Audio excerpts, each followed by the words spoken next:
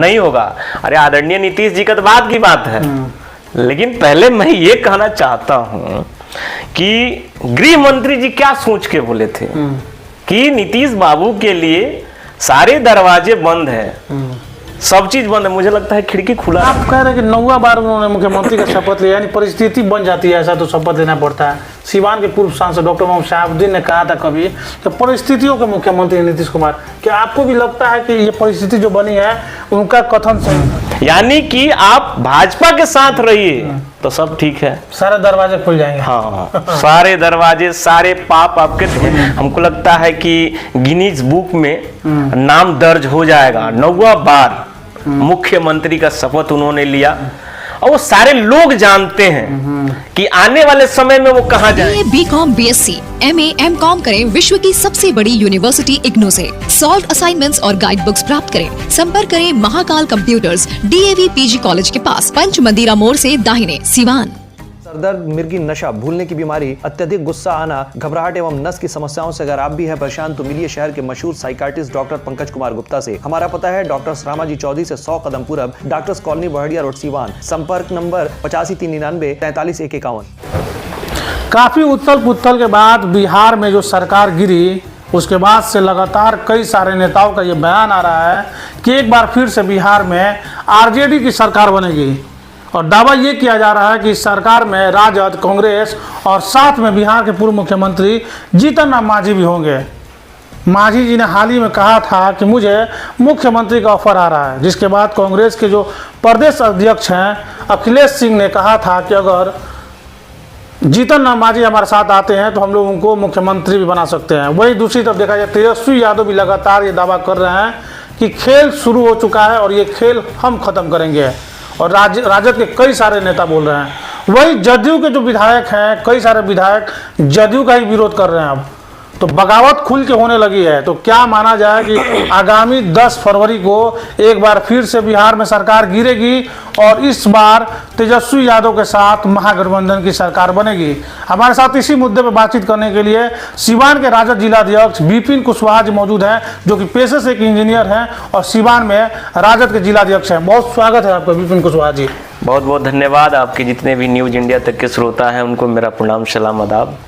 विपिन जी, जिस तरह से ये पूरा खेल चला, नीतीश कुमार जी कहते थे कि मिट्टी में मिल जाऊंगा, भाजपा में नहीं जाऊंगा, लेकिन फिर से जाके भाजपा में मिल गए हैं। पहले इस पे आप क्या कहेंगे?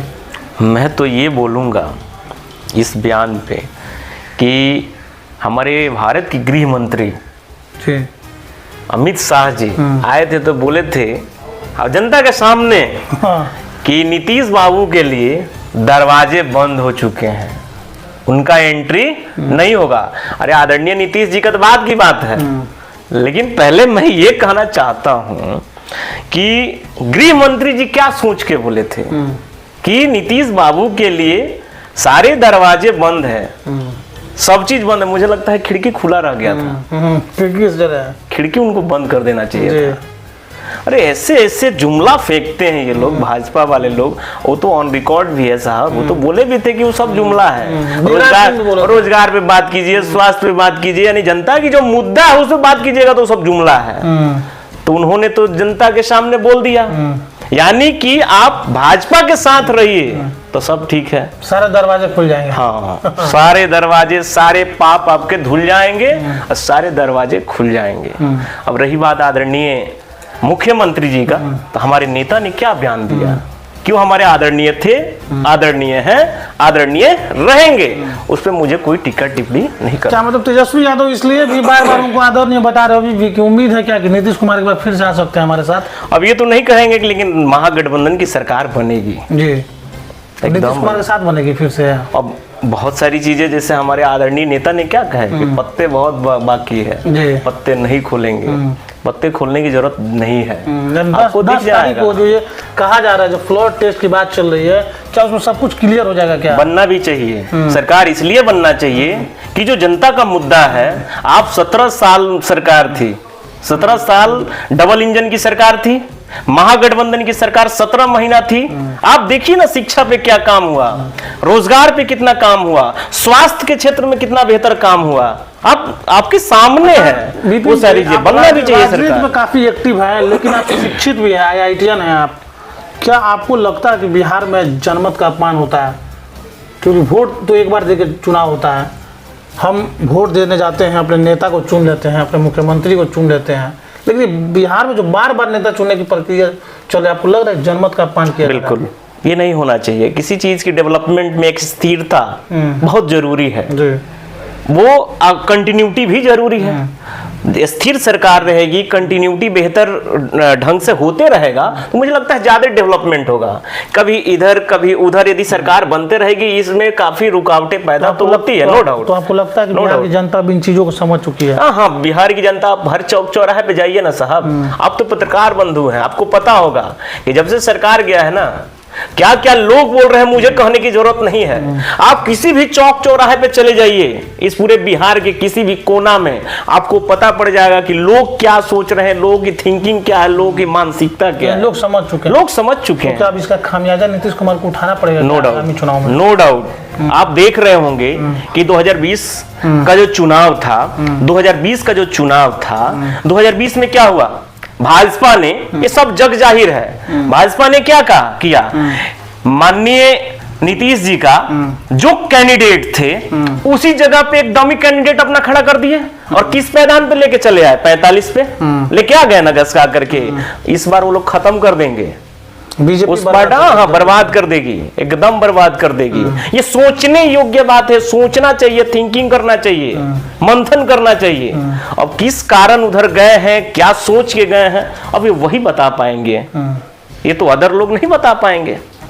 ये सारी चीजें क्या लग रहा है, अगर नीतीश कुमार एक बार फिर से बीजेपी का साथ छोड़ते हैं, तो क्या आपको लगता है कि राजद मुनि अपनाएगी? अब इस पे मेरा कोई कमेंट नहीं रहेगा, क्योंकि ये उच्च लेवल की बातें हैं, ये हमारे नेता तय करेंगे कि रखना है, नहीं रखना है, क्या करना है। लेकिन मौजूदा परिस्थिति पे आप हमसे बात कर रहे हैं, तो उस पे हम अपना बयान दे रहे हैं। ये तो नीतीश कुमार तो ये भी कह रहे हैं कि अब मैं बीजेपी के साथ ही रहूंगा और बीजेपी के साथ ही काम करूंगा। आपको भरोसा है उन पे? उनका तो स्टेटमेंट सारे लोग जानते हैं, पूर्व से ही जानते हैं। हमको लगता है कि गिनीज बुक में नाम दर्ज हो जाएगा। 9वां बार मुख्यमंत्री का शपथ उन्होंने लिया, और वो सारे लोग जानते हैं कि आने वाले समय में वो कहां जाएंगे। अच्छा, आप कह रहे हैं कि 9वां बार उन्होंने मुख्यमंत्री का शपथ लिया, यानी परिस्थिति बन जाती है ऐसा तो शपथ लेना पड़ता है। सिवान के पूर्व सांसद डॉक्टर मोहम्मद शहाबुद्दीन ने कहा था कभी कि परिस्थितियों के मुख्यमंत्री नीतीश कुमार। क्या आपको भी लगता है कि ये परिस्थिति जो बनी है, उनका कथन सही था? बिल्कुल कथन सही था। वो जो बात बोले थे वो गलत थोड़ी बोले थे, वो सही बात बोले थे। परिस्थितियों के ही तो मुख्यमंत्री हैं। अरे कभी इसमें कभी उसमें, एक जगह स्थिरता बहुत जरूरी है, और सबसे बड़ा स्थिरता महागठबंधन के साथ था, जो 17 साल में नहीं, वो 17 महीना में हो रहा था। वही माननीय मुख्यमंत्री जी, हमारा एजेंडा था 2020 में, हमारा जो पार्टी का एजेंडा था, स्वास्थ्य के क्षेत्र में, बेरोजगारी के क्षेत्र में, हर चीज हम लोग का 10 लाख युवाओं को रोजगार देंगे। और यही मुख्यमंत्री जी बोलते थे, कहां से ला करके देंगे, वो पैसा कहां से लेके आएंगे। और वही मुख्यमंत्री जी घोषणा किए कि 10 लाख रोजगार देंगे। ये किनका मेहनत था? तेजस्वी जी का मेहनत था, तो हमारे नेता का मेहनत था। लगता है सरकार गिरने का ये भी कारण है? कई सारे लोग कह रहे हैं कि ये भी कारण है। नीतीश कुमार को लगता था कि जो भी काम करो उसका क्रेडिट तेजस्वी यादव ले रहे हैं, और आज आप फिर वही क्रेडिट वाली बात कर रहे हैं। एक बात बोलिए ना, मेहनत हम करेंगे, सोच हमारी अच्छी है, काम हम कर रहे हैं, तो क्रेडिट कोई दूसरा कोई थोड़ी लेगा। मुख्यमंत्री तो नीतीश कुमार, अरे तेजस्वी यादव तो नहीं थे। वो बात नहीं है। अरे एक बात बोलिए, शिक्षा के क्षेत्र में इतनी बहालियां निकली, किसके पास मंत्रालय था? राष्ट्रीय जनता दल के पास था ना। स्वास्थ्य के क्षेत्र में जितनी बहालियां निकली, किसके पास मंत्रालय था? वो हमारे राष्ट्रीय जनता दल के पास था। तो जो काम करेगा तो नो डाउट क्रेडिट तो लेगा ही साहब। क्या भाजपा की जो सरकार है, उसके जो मंत्री हैं, तो क्या वो काम करेंगे तो क्रेडिट नहीं लेंगे? यदि वो काम करते हैं, क्रेडिट लेना ही भारी पड़ गया क्या कि सरकार? अब इसमें मुझे नहीं पता है, अब उनको क्या लोग कन्विंस किया, लेकिन क्रेडिट की जहां तक बात, यदि कोई सोच करके सरकार गिर गई हो, तो ये बहुत गलत बात है। जो काम करेंगे, जो मेहनत करेंगे। लगातार ये चैलेंज कर रहे हैं कि खेल उन्होंने शुरू किया है, खत्म हम करेंगे। No doubt. क्या है ये? हमारे नेता में वो कैपेबिलिटी है, वो दम है हमारे नेता में, आदरणीय तेजस्वी जी में खेल पलट देंगे वो, और आने वाले समय में आप देख लीजिएगा जरूर पलटेगा।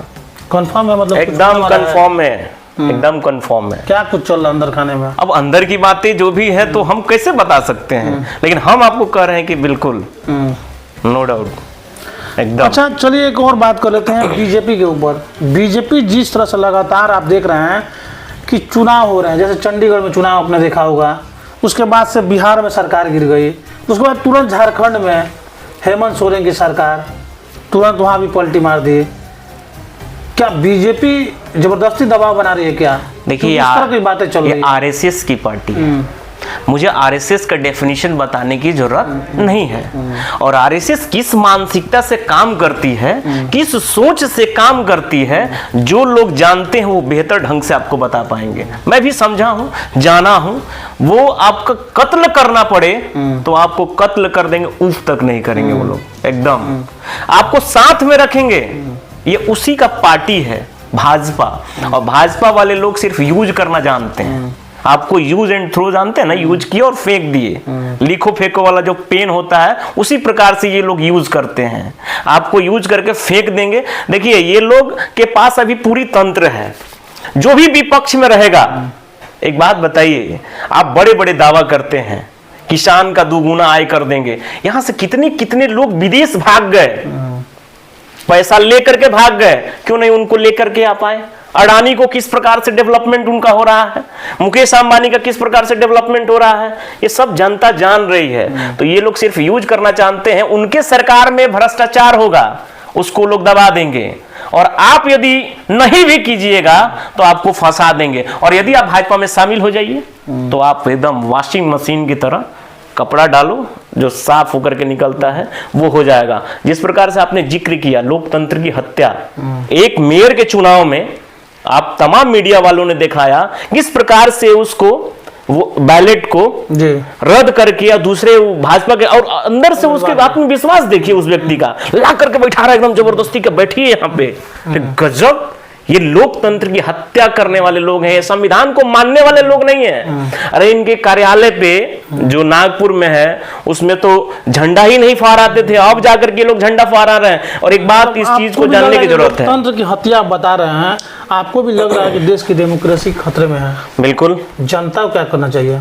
जनता को संविधान के बारे में जानकारी लेना चाहिए, और हम लोग भी ये काम करेंगे आने वाले समय में कि संविधान को जानो, अपने जो ताकत है उसको पहचानो।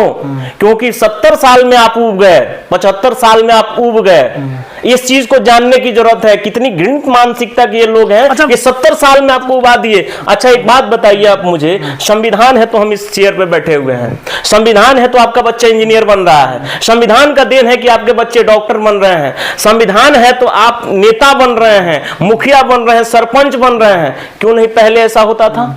ऐसा नहीं होता था।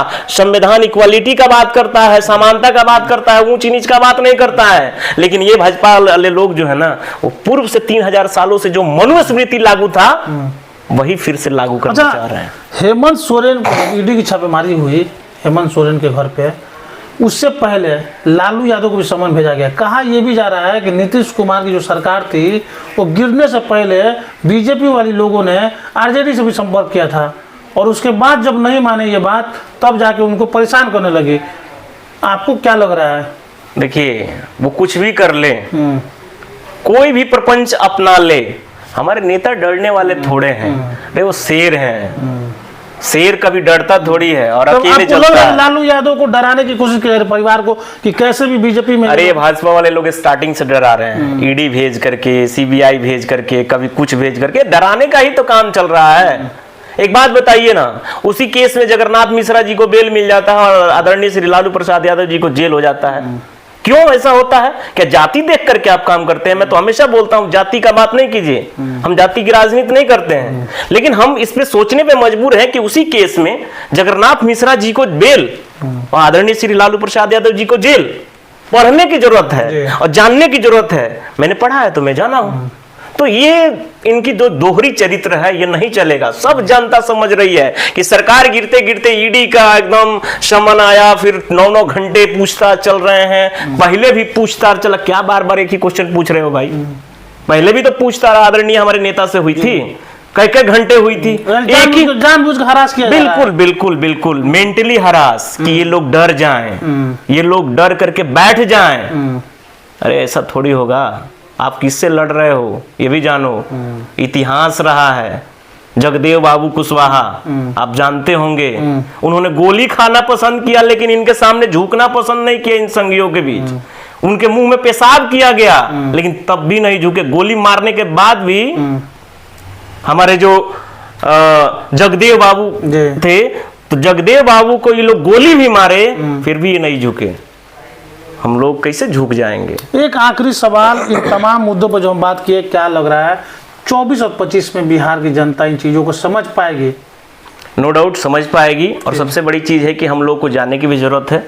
हर चौक चौराहे पे हम लोगों ने बाबा साहब के मिशन को लेकर के चला। बाबा साहब की अम्बेडकर परिचर्चा किया। आदरणीय श्री लालू प्रसाद यादव जी ने क्या किया आपके लिए, हर जगह जाकर के बताने का काम किए कि संविधान आपको क्या समानता देता है, इसको बताने का काम किए। अब इसी मिशन पे हम लोग निकलेंगे कि आपका जो हक है, अधिकार है, ये वोट का ताकत बहुत बड़ा ताकत है। इसी से सारा चीज होता है। आप IAS भी बन जाइएगा, IPS भी बन जाइएगा, इस देश की कोई भी प्रतिष्ठित संस्थान में चल जाइएगा, उसको कंडक्ट करने वाले नेता हैं। तो नेता को, अपने सरकार को बनाइए, तभी आप लोग सुरक्षित रह पाइएगा। मैं एक और बात कहूंगा कि रख हौसला वो मंजर भी आएगा, प्यासे के पास चलकर समंदर भी आएगा। थक कर ना बैठे मंजिल के मुसाफिर, मंजिल भी मिलेगी और जीने का मजा भी आएगा। चलिए, तो इंजीनियर विपिन कुशवाहा जी हैं जो कि सीवान के राजद जिलाध्यक्ष हैं, और जिस तरह के दावे पटना से आरजेडी के नेता कर रहे हैं, उसी तरह का दावा आज इंजीनियर विपिन कुशवाहा ने भी किया है और कहा है कि जल्द ही बिहार में कुछ नया कुछ देखने को मिलेगा, क्योंकि तेजस्वी यादव ने अपने सारे पत्ते भी नहीं खोले हैं। जल्द ही बिहार में राजद की सरकार बनेगी और बिहार की जनता इस चीज को अपनी आंखों से देखेगी। ऐसे तमाम खबरों के लिए देखते रहे न्यूज़ इंडिया तक। अब आपके शहर सिवान में सफदरजंग हॉस्पिटल दिल्ली के मशहूर surgeon doctor MD Muzammil, general and laparoscopic surgeon, MBBS DNB general surgery Delhi, लखी चंद हॉस्पिटल में अपनी सेवाएं दे रहे हैं। लखी चंद हॉस्पिटल में 21 जनवरी से सेवाएं चालू है। हर तरह का ऑपरेशन सफलतापूर्वक किया जाता है। लखी चंद हॉस्पिटल, डॉक्टर्स कॉलोनी चौक, बढ़रिया रोड, सिवान।